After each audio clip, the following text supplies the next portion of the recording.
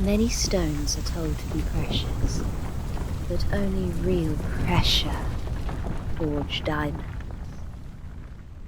Diamonds are forever.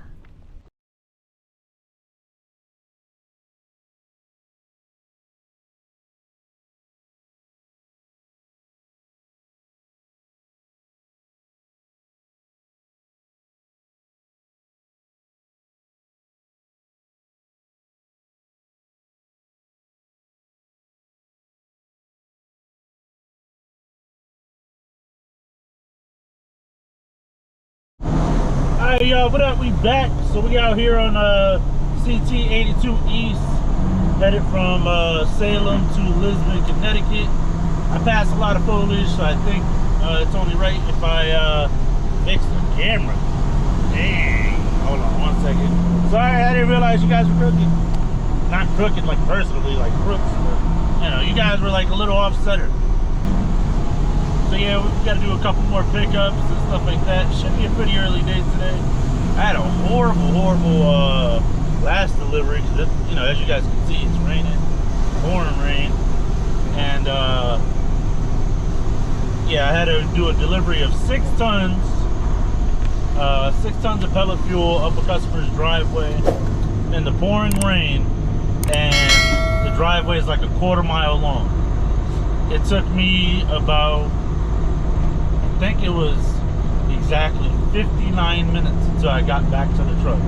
So that's average about 10 minutes per skid to bring up and to come back to grab the next skid. So it's about 5 minutes on the forklift to drive up the customer's driveway with the pouring rain.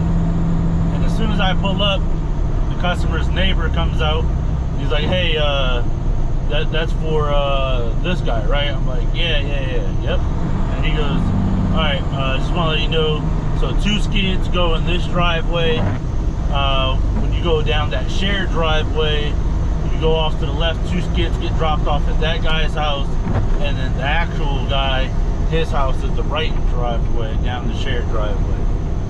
And I'm like, wait, what? And he's just like, yeah. So we all chipped in on the delivery, and so 2 skids are getting dropped in my drive. I was like, no, that's not how that works. So it's one guy, one address, all 6 tons are gonna get dropped off at his house. He's like, well, his driveway is like a quarter-mile long, and I'll be saving you 2 trips to drop them off here. Now, anybody else would probably be like, oh yeah, cool. Like, that's 1 mile less than what I have to drive. Cool. You know, save me a little bit of time. Nope, to me that's a setup, because then the customer could always turn around and say, yeah, I never got 4 out of the 6 tons that I ordered, because 2 are going to one guy, 2 are going to another guy, and 2 are supposed to go to his house. He could always say, oh, I never got those. Like, you can see in the picture, I never got them. Or like, why would the driver drop off my stuff at someone else's house? And now, believe it or not, that's not the first time that happened. There's a, I don't remember where it was. It might have been in Lisbon, the Lisbon area or something, or Taffville, or June City, or Griswold. It might have been Griswold. But there's a street out there that has a driveway that's really long. There's multiple houses on that stretch of land that's back there, and the entire family owns the land. So it's the same family, but there's multiple houses on the land, and they try to get away with only paying for 1 delivery and wanted me to drive. And mind you, it's not all the same address. So it's the same driveway, but it'd be like, you know, 100, you know, we'll just say XYZ Street, and it's like 102 XYZ Street, 106 XYZ Street, and that's all down the same driveway. It's all the same family, and they wanted me to drop off, you know, 2 tons here, 2 tons there, 2 tons at his brother's house. And I told him no. Nope. It all goes here. He's like, but why? And I'm like, because that's not what I'm getting paid to do. He was like, oh, like how much money is it gonna cost?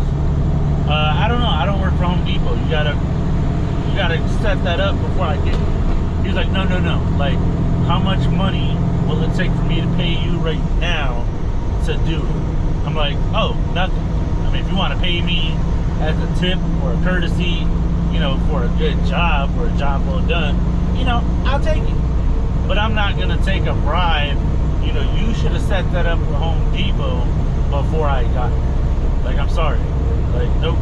He's like, all right, cool. So I guess just shove them all inside the garage. I was like, nope. First of all, you have an overhang. He had like a porch up and over his garage.